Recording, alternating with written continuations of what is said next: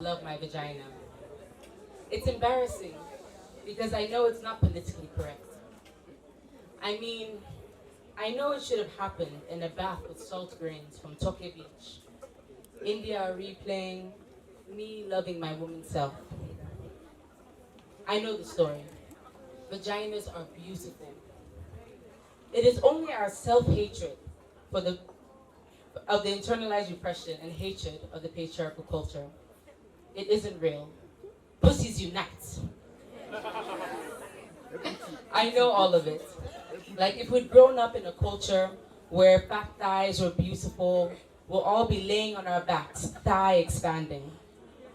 But we didn't grow up in that culture. And I hated my thighs. And I hated my vagina even more. I thought they were incredibly ugly. And I pitied anyone who had to go down there. So, in order to survive, I began to pretend there was something else between my legs. I imagined soft, fluffy things, teddy bears, candy floss, pillows, etc. I got so accustomed to this that I even forgot I had a vagina. Whenever I had sex with a man, I pictured him inside a blanket or a red rose or a flower pot. Now I meet Charles. Charles has been the most basic man I've ever met. He's tall, he's lanky, he's plain, he dey wear khaki clothes. Charles don't like pepper and food. He know they listen Emerson or shadow boxer. He don't get interest for lingerie or sexy clothes. During guy season, he dey come out, he know they swim, he sit down that shade no more like a man. You know, they talk sexy. You know, they speed step where they drive. You know, they drink step. In fact, I'm not even like Charles.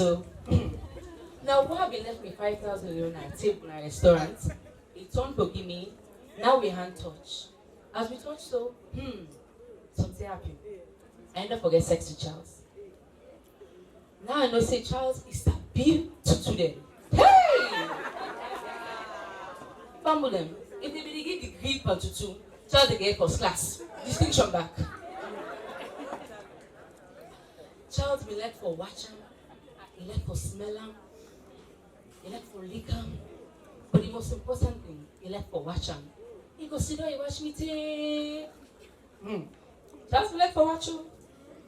I'm right here, I said. No, you, he said. I have to see you. Turn on the lights, I said. Thinking he was a weirdo, I was freaking out in the dark. He turned on the light. Then he said, okay, I'm ready to see you. I'm right here. Can't we just, just get to it? No, I have to see you. I need to see you. But you've seen a red leather couch before, I said. Charles continued. He would not stop. I wanted to throw up and die. This is very intimate, I said. Can't you just dive in? No, he said. It's who you are. I need to look. I held my breath. He looked, and he looked. He gasped, and smiled, and groaned. He got breathy, and his face changed. He didn't look so ordinary anymore. He looked like a hungry, beautiful beast. You're so beautiful, he said. You're so elegant and wild and innocent and deep. You saw that there? I said. It was like he was reading my palm. He stayed looking for almost an hour, as if he were studying a map, observing the moon, staring into my eyes, but it was my vagina. And the light, I watched him looking at me, and he was so genuinely excited, so peaceful and euphoric. I began to get wet and turned on. I began to see myself the way he saw me. I began to swell and feel beautiful and delicious. Charles wasn't afraid. He wasn't grossed out. I began to swell. I began to feel proud. I began to love my vagina. And Charles lost himself there, and I was there with him.